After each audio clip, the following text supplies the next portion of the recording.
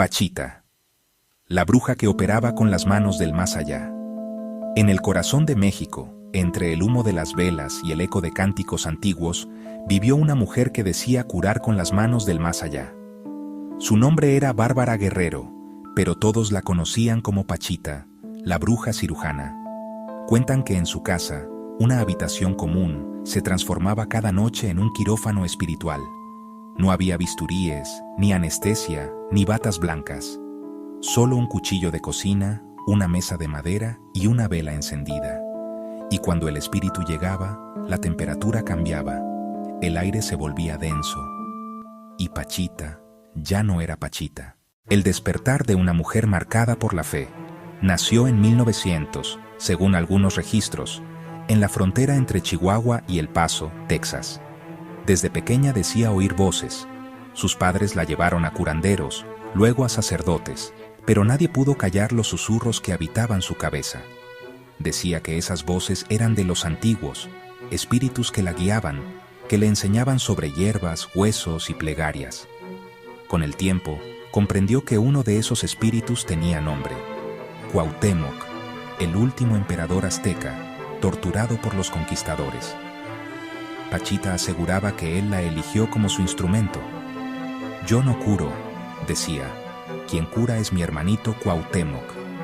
Y así empezó una de las historias más extrañas y perturbadoras del México moderno: el ritual de las operaciones espirituales. En los años 60, Pachita vivía en una modesta casa del barrio San Ángel, en Ciudad de México. Allí recibía a todo tipo de personas: campesinos, médicos, políticos, artistas, soldados, madres desesperadas. El ritual era siempre el mismo. Primero encendía velas frente a un altar lleno de imágenes: la Virgen de Guadalupe, santos católicos y figuras prehispánicas de jade y obsidiana. Luego rociaba alcohol, hacía la señal de la cruz y pedía silencio absoluto. De pronto, su voz cambiaba. Su acento, su postura, sus ojos, como si una presencia ajena tomara control de su cuerpo. «Yo soy Cuauhtémoc, el guerrero que vuelve a curar a su pueblo». Entonces comenzaba la operación. Un asistente traía un cuchillo de cocina, un trapo y una botella de alcohol. Pachita lo desinfectaba con las manos, lo acercaba al cuerpo del enfermo y, sin vacilar, cortaba. Los testigos hablaban de sangre real, de tejidos abiertos, de órganos moviéndose dentro del cuerpo. A veces extraía algo y lo arrojaba a un recipiente. Otras, introducía lo que llamaba el órgano nuevo, que aparecía, según decían, entre sus manos, materializado de la nada. Y cuando todo terminaba, la herida simplemente desaparecía, sin puntos, sin marcas, sin explicación. El paciente se incorporaba, mareado, pero sin dolor. La mirada del científico, Jacobo Grinberg Silberbaum. El neurofisiólogo Jacobo Grinberg, uno de los científicos más respetados de México, dedicó años a estudiar a Pachita. En sus diarios relató que, pese a su escepticismo, no podía negar lo que había visto. Las operaciones eran reales, escribió, pero las leyes físicas no las explican. Grinberg desarrolló su teoría del campo de conciencia, según la cual todos estamos conectados por una red invisible. Creía que Pachita lograba manipular esa red alterando la materia con la mente, un puente entre el pensamiento y la biología. Sin embargo, su investigación nunca fue aceptada por la comunidad científica. Lo tacharon de loco, de brujo moderno. Y justo cuando parecía acercarse a una explicación definitiva, Grinberg desapareció, literalmente.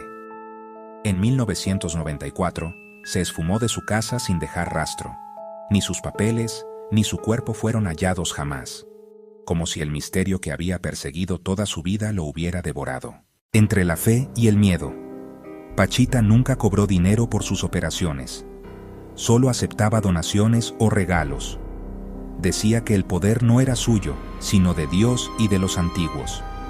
Sin embargo, muchos sacerdotes la acusaron de blasfemia.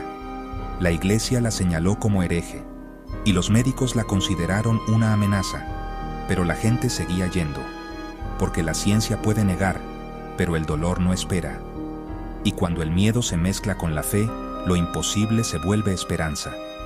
Algunos aseguraban haber sanado de cáncer, otros de ceguera, otros simplemente volvían para verla en trance, para sentir ese silencio cargado, que solo aparece cuando lo divino toca lo humano. El legado oculto.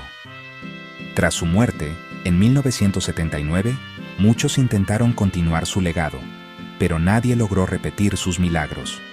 Su casa fue demolida, y con ella se perdió parte de su altar y de sus objetos rituales. Algunos dicen que ciertos discípulos conservaron fragmentos de su energía, y que en las noches de luna llena, el espíritu de Cuauhtémoc sigue manifestándose en nuevos cuerpos.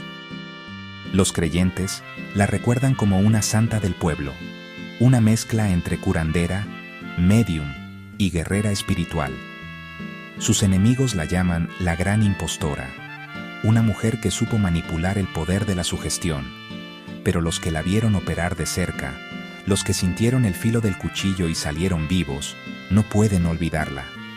Dicen que su mirada era doble, una humana y otra de otro mundo. Reflexión final.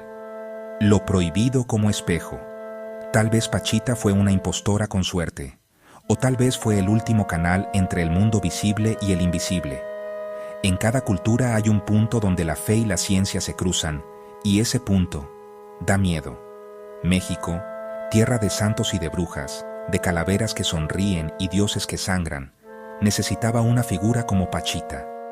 Una mujer que recordara que el cuerpo no es más que un recipiente y que a veces los espíritus también necesitan operar. Porque si lo que hizo Pachita fue real, entonces no entendemos nada de lo que somos. Y si fue falso, ¿cómo explicar a los que sanaron? Quizás el verdadero poder no estaba en sus manos, sino en la fe colectiva que la rodeaba.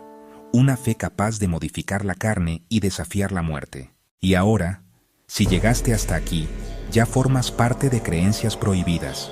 Suscríbete antes de que el espíritu de Cuauhtémoc decida que tú también puedes ser su próximo instrumento. Tenebrous Light, donde la fe y el miedo se dan la mano.